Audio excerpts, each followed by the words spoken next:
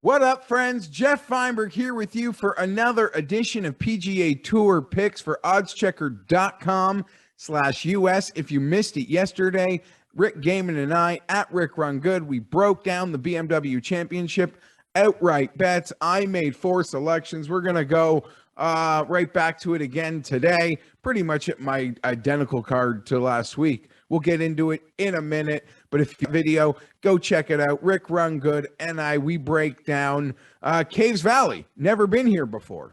Never been here. I don't know much to think about it. Tom Fazio design, as we speak about many times where it happens in the PGA Tour season.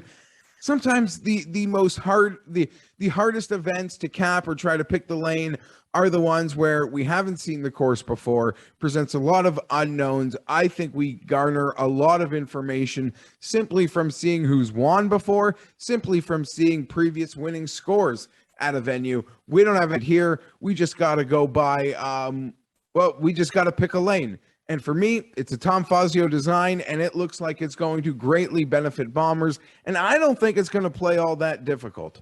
So I think these guys are going to be able to get it out there and attack, winning scores in the 20s, certainly to be expected this week, as it's essentially the last event of the year.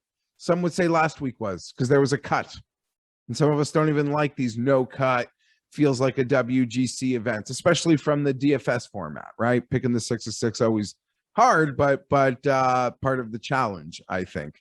Now everyone gets to play the weekend, and that sort of goes into some of my T20 selections. Let's get into it. Corey Conners, T20, getting that plus 130 using the grid. He gained nearly 7 strokes tee to green on the weekend at the Northern Trust. Long course, that's the lane I've picked. Bent grass, that's Corey's jam. He finished T8 at the Northern Trust, probably a really hot putter from contending, but nonetheless, love what we're seeing out of Corey again. Long course, demanding. He keeps that ball in play. We're going to have to need some of that early season putt luck from Corey to score, but I'm not asking for the win. I'm not one of those guys betting the win. I saw the win. I mean, it was 45 to 1, I believe, the Conners win. And I love Corey Conners, the Canadian, but there were just other guys in that range that I'd rather bet, on the outright markets than Corey Conners. But T20, easy. Plus 130 using that grid. Corey Conners on a setup that he should absolutely relish. Who else we got here? I crossed you off. Let's go farther down. Oh, no, right next door. Victor Hovland, T20 on the odds checker grid, plus 125. This also comes in as low as minus 125. So we use that grid. We identify that's a good number. And Victor Hovland, I don't care what he did Sunday. He broke his putter. He could shoot 6 over. I think it's just more likely he shoots 6 under, to be perfectly honest. Long, demanding golf course. Tee to green will be what is required. I'm all here for Victor, as you know I am every week, and I'm embarrassed to say we are continuing. We're just a funnel for Victor. We're just a funnel for Victor. I'm an apologist for Victor, and I believe everything's about to happen for Victor. Right on the outright card yesterday, we gave Bryson 33, Berger 35, Victor 40, Hideki 45. So we're already betting on Victor to win this golf tournament. We're going to bet Victor to T20 for us this week at plus 125. And I'm embarrassed.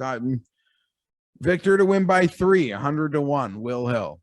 I can't help myself. Stop looking at me, Swan. Seriously, I'm embarrassed for myself, but hey, we got to do our things. I'm doing it, just letting you know. Moving along. Max Homa, plus 350 for the T20. That's as low as plus 290 on that odds checker grid. He is on the bubble. Bubble boy Max Homa sitting in that 30th spot at the moment. Quail Hollow, back to it. Tom Fazio master, be it his win at Quail Hollow, his success at Riviera. Max Homa can struggle making cuts at times, but when he makes them, he usually likes to spark. And we're asking for that T20 spark this week from Max on a setup that should benefit him on a course he should feel comfortable with. Plus 350, honestly, better than I thought I would get. Happy to use that grid. Hudson Swafford, 9-1 for that T20. That comes in as low as plus 550. Obviously, a big gap there. Some books are getting hit with the Swaff Daddy.